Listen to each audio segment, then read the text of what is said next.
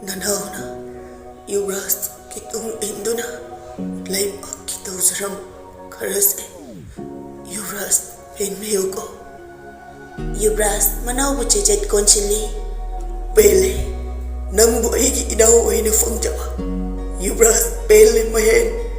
Yubras, Inau Nox and the Haiduna. Nayambo Ibu Wadabra. Mahin Sanano E, Milu Pirang Ihona. Sursu sang na hola e. Yubras haina korom liba asina aroiba oikre. Mahen sana mamit usin kre. Yubras ta kolamba makut tusu laymay da tarakle. Yubras manawbo hena chen na konchinduna mamit usinduna hikap le. Ahine inhoki punsi mangan bagat chap manale. Mayam ba egi Hawaii di kalam laga. Mayam ba hinade. Inaw kitaway kan bagam kitre. Mahen, nang nungay na chatlo ko. Tamoy po bangamda, tauna faway Yubras, mamitagi mapitana. Laybak mangan bapamra.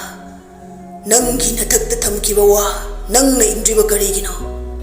Wahang mayama sina, Yubras ki tamoy gimarol amadi, nung siba pumbado, tamoy nung dalosin kibani, jenbal tongda, oy dabawa ngang bani.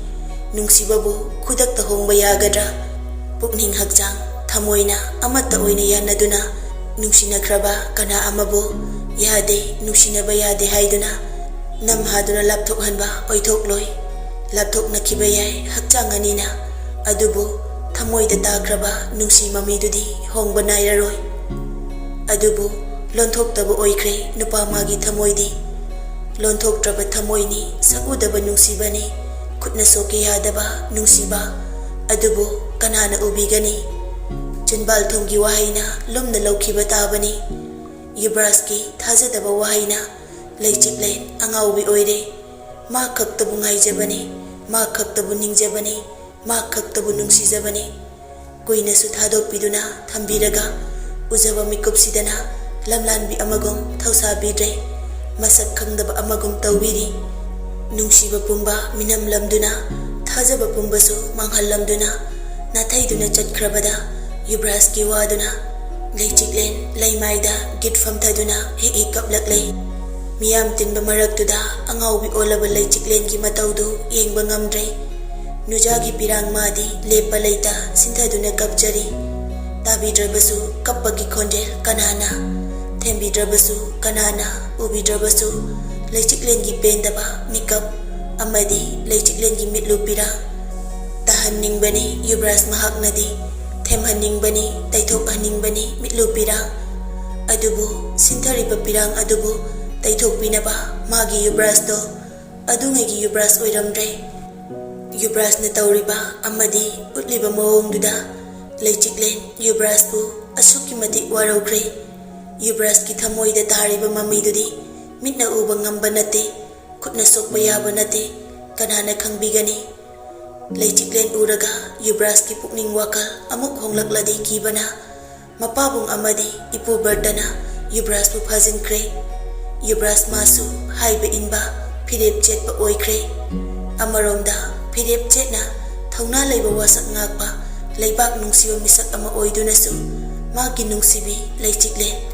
Icham jabi ingaw zabi magi maphamdadi minam laba misak ama oire Yubrasti khwaidagi fataba misakni khwaidagi tamthibani mai paklabada harau mathoi kare adubu mahen sana laikhidaba amadi praja mayam kun mayam tumna mangkiba aduna harau fom khangnadre adubu loya lakpana Yubrasbu numituda ningthau khubam piragani haina lauthorakpaga mari leinana Konungda miyam tinbani ilang naringai chairakudani taunariba mayamdu pendaba mayamna thumhaduna hik kaplibi laychiklen mafam madudagi Yubras bu phazinduna punaba honarakpada ubada mitki pi ado masana taithokjaduna thauna phana khonjel hauna laurai miyam mangda Yubras tana tasinadana laithoi ahanbada Yubras Nungsi na mirai kre,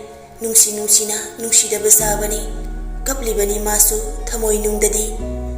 May sapang daba nate, kangam daba may sani, ꯐꯪꯂꯤꯕ ꯊꯃꯣꯏꯅꯨꯡꯗ ꯂꯩꯆꯤꯛꯂꯦꯟꯅ ꯈꯣꯟꯖꯦꯜ ꯍꯧꯅ ꯀꯧꯔꯛꯄꯗꯨꯅ ꯃꯌꯥꯝꯗꯨ ꯃꯉꯣꯜꯗ ꯂꯣꯏꯅ ꯌꯦꯡꯅꯔꯦ ꯂꯥꯡꯂꯝꯕ ꯄꯨꯝꯕꯗꯨ ꯂꯦꯞꯂꯒ ꯇꯥꯅ ꯇꯥꯁꯤꯟꯅꯗ ꯃꯃꯥꯏ ꯐꯥꯎꯕ ꯂꯩꯊꯣꯔꯛꯇꯕꯗꯨ ꯎꯕꯗ ꯂꯩꯆꯤꯛꯂꯦꯟ ꯄꯦꯟꯗꯕꯅ ꯑꯁꯨꯝ ꯍꯦꯜꯂꯛꯇꯨꯅ ꯍꯥꯏꯔꯛꯏ ꯑꯃꯨꯛꯁꯨ ꯌꯨꯕ꯭ꯔꯥꯖ ꯑꯩꯅ ꯀꯧꯔꯤꯁꯦ ꯇꯥꯅ ꯇꯥꯁꯤꯟꯅꯔꯔꯣꯏ ꯈꯜꯂꯕ꯭ꯔꯥ ꯍꯟꯗꯛꯇꯤ ꯃꯃꯥꯏ ꯂꯩꯊꯣꯛꯇꯨꯅ ꯌꯨꯕ꯭ꯔꯥꯖ ꯂꯩꯆꯤꯛꯂꯦꯟꯒꯤ ꯃꯅꯥꯛꯇ ꯐꯤꯡꯅ ꯂꯥꯛꯏ ꯃꯤꯄꯥꯏꯔꯦ ꯄꯨꯝꯅꯃꯛ ꯌꯨꯕ꯭ꯔꯥꯖꯀꯤ ꯃꯇꯧꯗꯨꯗ ꯄꯨꯝꯅꯃꯛ ꯑꯍꯣꯡꯕ ꯉꯥꯛꯇꯅꯤ ꯎꯔꯤꯕ ꯁꯛꯇꯝ ꯑꯗꯨ ꯁꯛꯐꯝꯁꯨ ꯍꯣꯡꯂꯦ ꯑꯁꯥꯎꯕ ꯑꯀꯤꯕꯒꯤ ꯁꯛꯐꯝꯗ ꯃꯣꯃꯣ ꯅꯣꯛꯅ ꯌꯦꯡꯂꯝꯕ ꯑꯗꯨꯁꯨ ꯃꯤꯀꯨꯞꯁꯤꯗꯗꯤ ꯌꯦꯡꯂꯛꯇꯦ ꯑꯍꯣꯡꯕ ꯃꯌꯥꯝꯗꯨꯅ ꯊꯃꯣꯏꯅꯨꯡꯗ ꯇꯥꯔꯤꯕ ꯂꯩꯆꯤꯛꯂꯦꯟꯕꯨ ꯅꯨꯡꯁꯤꯕꯒꯤ ꯃꯃꯤ ꯑꯗꯨ ꯌꯨꯕ꯭ꯔꯥꯖꯅ ꯀꯨꯞꯁꯤꯟꯈꯤꯕꯅꯤ ꯑꯃꯨꯛꯇ ꯍꯥꯏꯗ꯭ꯔꯤꯕ ꯈꯣꯟꯐꯝꯗ ꯍꯥꯏꯔꯛꯏ ꯂꯩꯆꯤꯛꯂꯦꯟꯗ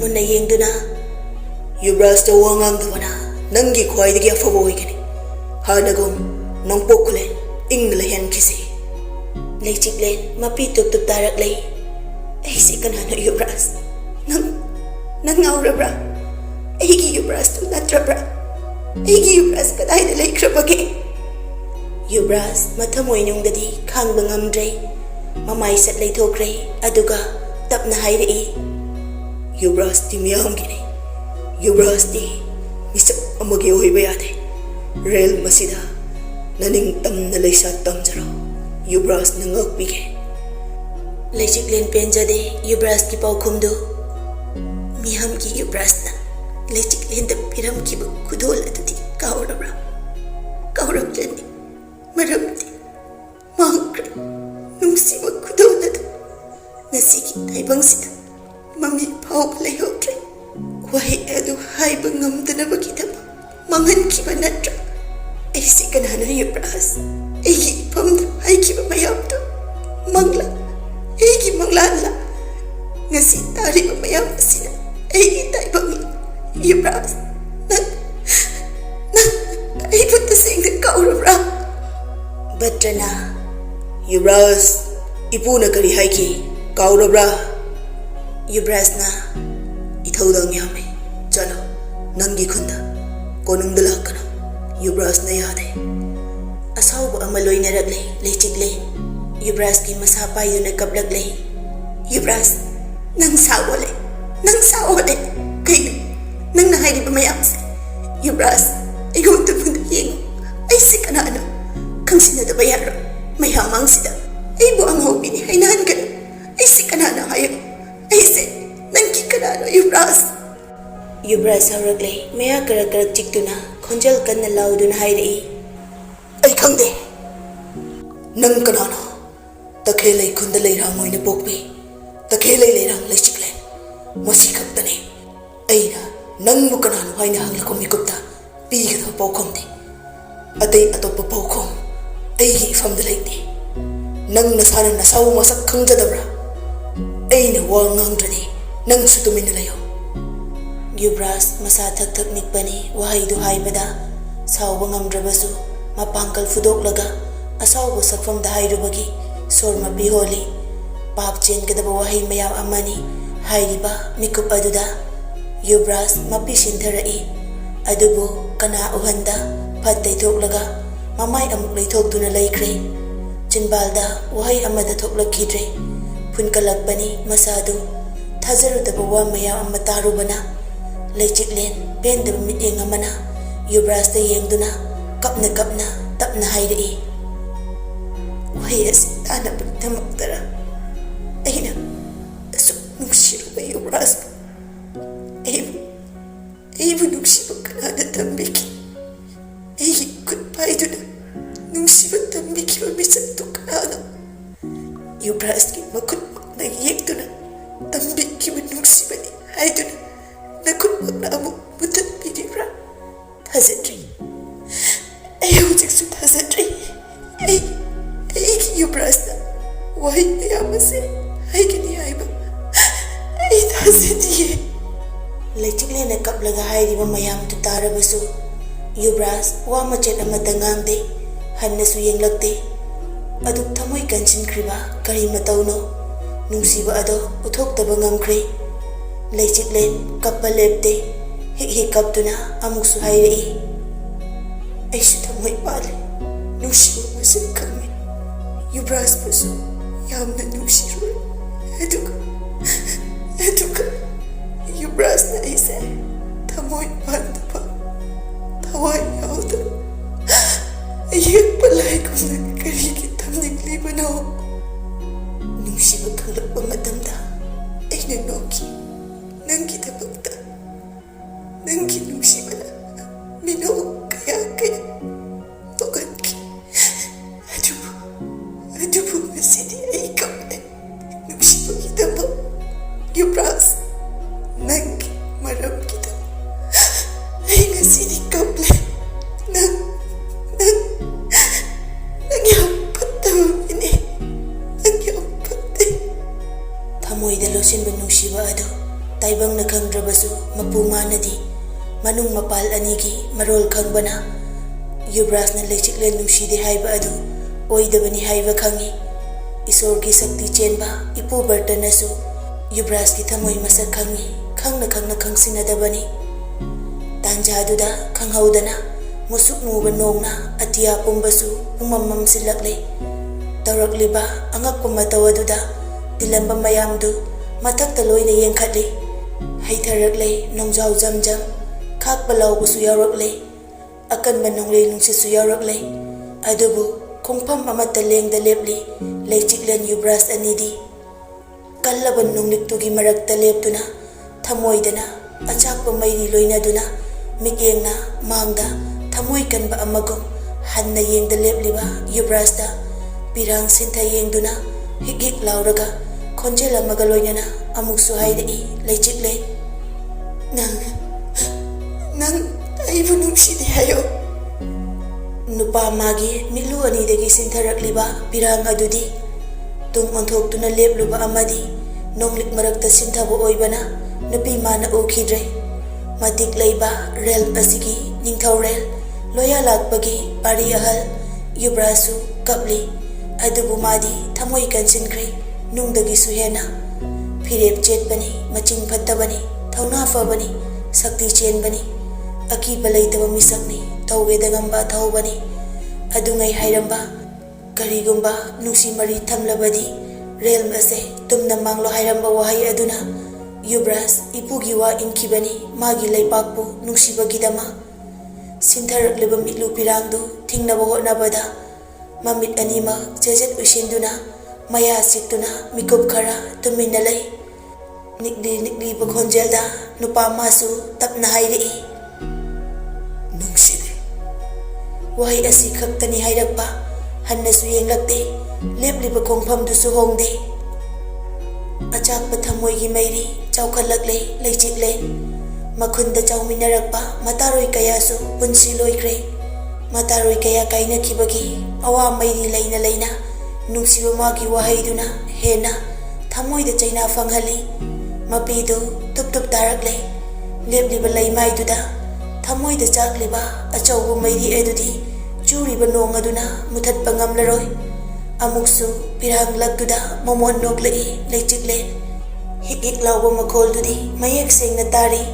Hairei amuksu kaplibadu phajinaba hotnaduna nik lauraba khonjelda nokmi tawduna hairei. Maithongda momon minok tinoklake. Sasinaba minoksina aigi thamoyda chakliba maisasa muthatpa ngamrei engake. Ainoke Yubras. Nokna aisigi. Leibak asigi atawba Yubras. Rel asigi chatnabi wangwalana. Lamhenbi aina. Wahaidu hairaga amuk sak leptuna kapthorakle. Makha taba ngamdre. Ngasaidagi tuminna yengtuna leiramba loya lakpana hairei. Phatraba demol klana leibak asibu makhoygi makhada thamnaba lan tawduna khudum chansinanaba honarakpada ichagi thaunana amadi saktina makhoybu maithiba piduna pumnamak phajinduna thamlabani. Leibak asigi nungairaba numitchina leigi sagaida pokpi nupi macha mahakna tawribase ipana yaningde usittabani. Rel basida nungsiba thamba yade haibase Ipagi Yubras, nang khangli natra, wasak chet paisani, haiki bawabu, nang nahonge kalabra, lan nagar gitira, kau do fay pari. Asaw ba amagaloy na haidagpa, mapai bungogi wahay dutabada, Yubras makut kutum tasili, kana udraba matamoy dana tumin kapli, loya lakpa makatari. Chat na kanglon amahek kayo da, chirak iwahay masisu, rel masigi chat na bini. Kanalay manay ang magkudak tasang silatuna makokno na hanglai takpiyo sanayata ning thawlok landu na lan nagar faw pudu na chalo ngasi dagi chahi chama magi haksang na magi thawai oidiba takhelai gi sayon da onji faw ba dandi piyo lamhen bisai warak to macha mali senglab konung gi laimai sina khongul tai de ma boina ngakpi duna dominna lairak pani lam helak lawanina warak patawani leichiklen aduk kan bawahay kon adu tawada hingingba phawdre asawbanasu masadu thak niklay adubu matik layba ningthawgi wabo kanana wa matak thangluba ngamgani tuminna loina lainekray aigi thawai leichiklengi matuna masokpa yaroi haina thingduna lairakkiba yubrasu ngasigi mikup asidadi thawai pandaba murti onkray pumnama una khangna tana usinnade khangsinnade tasinnade chinglemba phajaba ningthiba mitkuptana yeningbadi phawhanba ngamba ayekpa murti amagum laikre yubrasti yathang adu hiktopa ngamba matiknate leichiklen maransu yajai mana kaplibadi chairaktugi akiba nate yubras warauduna kapani karigi asuk thajana nungsi halamba mahakna asuk minamliba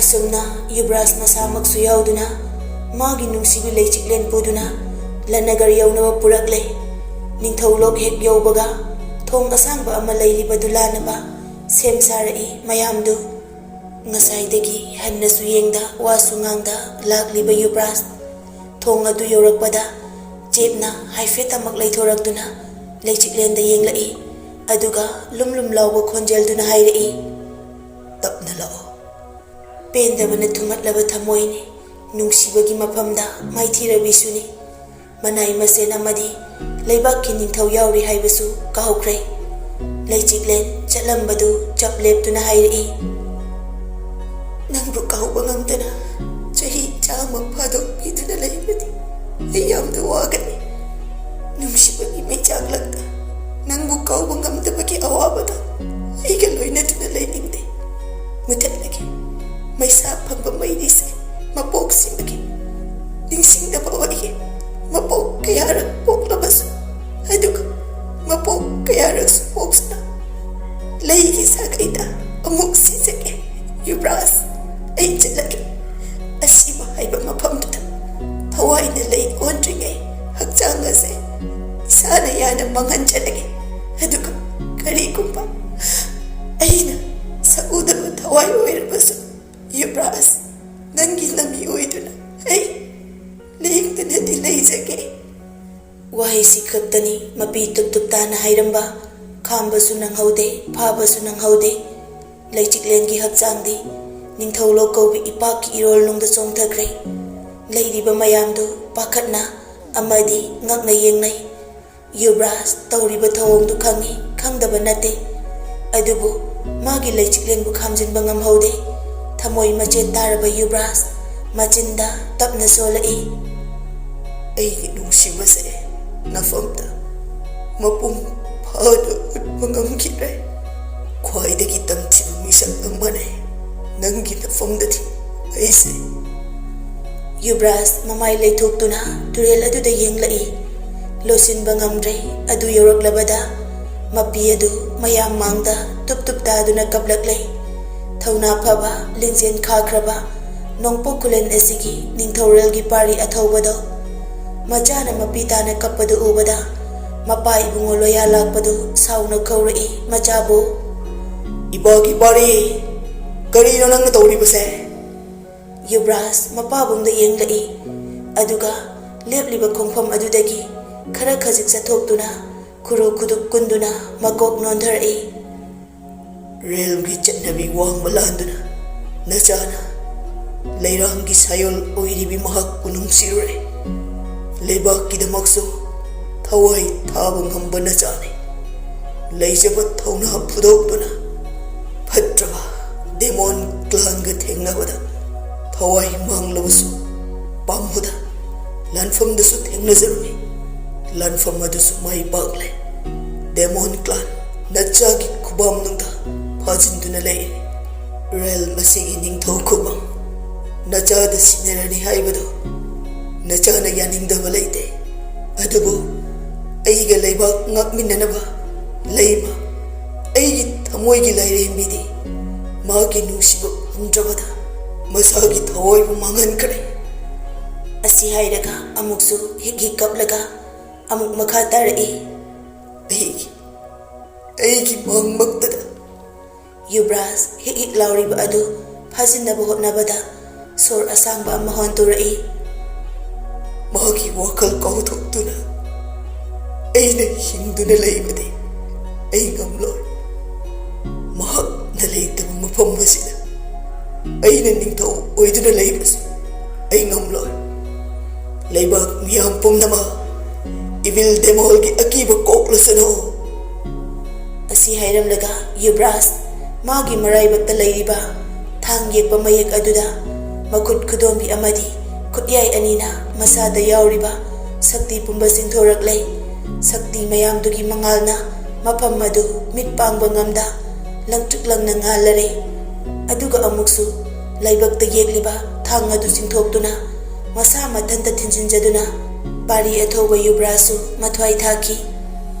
Matik leiba sakti chenba Yubras ki hakchang tapna tapna manil onduna paikre. Manil dusu tapna tapna mangki. Asung wangkhat krabada ningthaulok aduda leiramba lanmi manai masen amadi leiriba leibak miyam pumnamak leimaida loina khuru kunthaduna malem leibakta maraibaktu thengduna khurumlai punna. Aduga amata oina machinda hairai. Iningthaubu kaina bidai pijare. Yubras ki thawaina hek mangki baga demon clan ki akibasu mangki. Mamsinduna leiramba atia pungan ngalare. Mairik machadagi maijaubi onkido nongpo khule.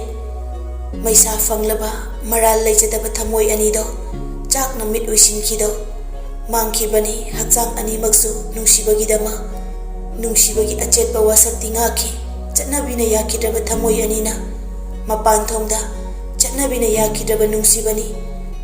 Thamoi nunggi wadi kanana su khangkide. Wahina thamoi gi asengba maroldi oikide. Thamoi na ama chinbal na ama. Ningthaulok nangina tambakta thawai thakre sabi sanawanidi nungsi soihau oiribi. He ningthaulo poloisu nangina saigonda oikre ko. Yubrasna adumna tawrakani haibadi khalludabani ipu barta sangsilai tapna. Yubras ki hakchang mangkiba mafam aduda aduga batra masamaksu khuru kullaga leimaiduda makuttuna tapna nali. Yubras ki hakchang mangkiba leimaiduda tarami takhele leina amasu madu tapna paikhatuna batra mapi sintharakle. Yubras ipugi nungsiba isu leisiklenbo nangna kayamuk nungsi haiba ipu khangi. Mathangi mapok haiba adudasu nakhoi ani amuk hanna thengnaba oyuko. Mapok asida nungsinariba asigo nungsinaba oiro. Nakhoi anigi anauba punsidani asigumba awa chainase phangdaba oirasano. Nungsiba yadaba haiba ase leitabasu oirasano. Mapok asida taukiba pumnama amadi nakhoi anigi nungsi warise lakadaba mapok adudasu kaudaba oijaro. Nongphok khulen asida taukiba maya manglanda oirabasu uraga ningsinglao. Adubu isu thoiba leibak asidi tumlagani manglagani. Yubras leitrabada pumnamaksu natum inakragani. Ipu barta pirang laktamamon noktuna amuksu hairai. ꯏꯁꯨ ꯂꯩꯆꯤꯛꯂꯦꯟꯒꯤ ꯂꯩꯅꯥ ꯑꯃꯁꯤꯅ ꯌꯨꯕ꯭ꯔꯥꯖꯀꯤ ꯍꯛꯆꯥꯡ ꯃꯥꯡꯈꯤꯕ ꯃꯐꯝ ꯑꯁꯤꯗ ꯆꯥꯔꯣꯜ ꯁꯨꯔꯣꯜ ꯀꯌꯥꯗꯁꯨ ꯑꯗꯨꯃꯛ ꯂꯩꯁꯥꯠ ꯇꯝꯂꯁꯅꯨ. ꯑꯁꯤ ꯍꯥꯏꯔꯒ ꯇꯈꯦꯜꯂꯩ ꯂꯩꯅꯥ ꯑꯗꯨ ꯍꯥꯟꯅꯒꯨꯝ ꯂꯩꯃꯥꯏ ꯑꯗꯨꯗ ꯊꯝꯈ꯭ꯔꯦ. ꯑꯉꯛꯄꯅꯤ ꯑꯉꯛꯄ, ꯑꯉꯛꯄꯅ ꯊꯜꯂꯕ ꯃꯐꯝꯗ ꯑꯉꯛꯄ ꯊꯧꯗꯣꯛ ꯊꯧꯁꯤꯟ ꯉꯥꯛꯇ ꯃꯄꯨ ꯃꯥꯅ ꯇꯧꯍꯜꯂꯤ. ꯊꯋꯥꯏ ꯑꯅꯤꯅ ꯅꯨꯡꯁꯤ ꯅꯨꯡꯁꯤꯅ ꯀꯥꯏꯅꯈꯤꯕ ꯃꯤꯀꯨꯞꯇꯒꯤ ꯆꯨꯈꯤꯕ ꯑꯀꯟꯕ ꯅꯣꯡ ꯑꯗꯨ ꯂꯦꯞꯈꯤꯗ꯭ꯔꯦ. ꯅꯣꯡꯖꯥꯎ ꯑꯗꯨꯅ ꯂꯦꯞꯇꯅ ꯇꯥꯔꯕꯗ ꯔꯦꯜ ꯃꯗꯨ ꯏꯁꯤꯡ ꯊꯨꯝꯖꯤꯜꯂꯛꯂꯦ, ꯏꯆꯥꯎ ꯊꯣꯛꯂꯦ, ꯑꯋꯥ ꯑꯅꯥ ꯅꯪꯂꯦ ꯅꯣꯡꯄꯣꯛ ꯈꯨꯂꯦꯟ. ꯆꯦꯟꯐꯝꯁꯨ ꯂꯩꯇꯦ, ꯌꯦꯡꯅ ꯌꯦꯡꯅ ꯄꯨꯟꯁꯤ ꯂꯣꯏꯈꯤꯕ ꯇꯥꯕꯅꯤ. ꯅꯤꯡꯊꯧꯂꯣꯛ ꯆꯤꯡ ꯃꯇꯣꯟꯗ ꯌꯩꯁꯅꯥꯗꯨ ꯂꯦꯞꯇꯨꯅ ꯂꯦꯞꯄ ꯂꯩꯇ ꯆꯨꯔꯤꯕ ꯅꯣꯡ ꯑꯗꯨꯗ ꯌꯦꯡꯗꯨꯅ ꯂꯩ. ꯐꯠꯇꯕ ꯄꯨꯛꯆꯦꯜꯗꯤ ꯖꯨꯍꯥꯟꯗꯒꯤ ꯌꯩꯁꯅꯥꯅ ꯍꯦꯜꯂꯦ. ꯃꯇꯝ ꯈꯔ ꯖꯨꯍꯥꯟꯒ ꯂꯣꯏꯅꯔꯨꯕꯅ ꯐꯠꯇ꯭ꯔꯕ ꯃꯈꯣꯏꯒꯤ ꯃꯍꯩꯗꯨ ꯍꯩꯔꯕꯅꯤ. ꯑꯗꯨꯒ ꯑꯃꯨꯛꯁꯨ ꯑꯀꯟꯕ ꯂꯥꯟ ꯑꯗꯨꯗꯒꯤ ꯀꯔꯝꯅ ꯍꯤꯡꯍꯧꯔꯤꯕꯅꯣ? ꯌꯩꯁꯅꯥ ꯍꯤꯡꯂꯤ ꯍꯥꯏꯕ ꯀꯅꯥꯅꯁꯨ ꯈꯪꯗꯦ. ꯑꯁꯨꯝ ꯑꯁꯨꯝ ꯊꯨꯝꯖꯤꯟꯈ꯭ꯔꯕ ꯈꯨꯜ ꯑꯗꯨ ꯌꯦꯡꯂꯒ ꯌꯩꯁꯅꯥꯗꯤ ꯍꯔꯥꯎꯔꯤ. ꯑꯩ ꯈꯛꯇꯅꯤ ꯍꯤꯡꯍꯧꯒꯗꯕ, ꯇꯨꯝꯅ ꯃꯥꯡꯂꯅꯤ ꯅꯈꯣꯏꯗꯤ. ꯑꯁꯤ ꯍꯥꯏꯔꯝꯂꯒ ꯌꯩꯁꯅꯥꯁꯨ ꯃꯥꯒꯤ ꯍꯛꯆꯥꯡꯗꯨꯗꯤ ꯃꯥꯡꯈ꯭ꯔꯒ ꯊꯋꯥꯏ ꯃꯥꯗꯤ ꯄꯥꯏꯗꯨꯅ ꯆꯠꯈꯤ. ꯂꯨꯞꯈ꯭ꯔꯦ ꯏꯔꯣꯜꯅꯨꯡꯗ ꯅꯣꯡꯄꯣꯛ ꯈꯨꯂꯦꯟ. ꯅꯤꯡꯊꯧꯂꯣꯛꯀꯤ ꯑꯋꯥꯡꯕ ꯊꯣꯡ ꯑꯗꯨꯁꯨ ꯏꯔꯣꯜꯅꯨꯡꯗ ꯂꯩꯈ꯭ꯔꯦ. ꯄꯨꯝꯅꯃꯛ ꯂꯨꯞꯈ꯭ꯔꯕꯅ ꯎꯔꯤ ꯄꯥꯛꯂꯕ ꯏꯄꯥꯛ ꯑꯣꯏꯅ. ꯏꯄꯥꯛꯇꯨꯒꯤ ꯃꯌꯥꯏꯗ ꯎꯔꯤꯕ ꯍꯥꯏꯕꯕꯨ ꯆꯤꯡ ꯃꯇꯣꯜ ꯑꯗꯨꯅꯤ. ꯅꯤꯡꯊꯧꯂꯣꯛ ꯂꯩꯔꯤ ꯍꯥꯏꯕ ꯑꯗꯨ ꯈꯛꯇꯅꯤ ꯎꯔꯤ.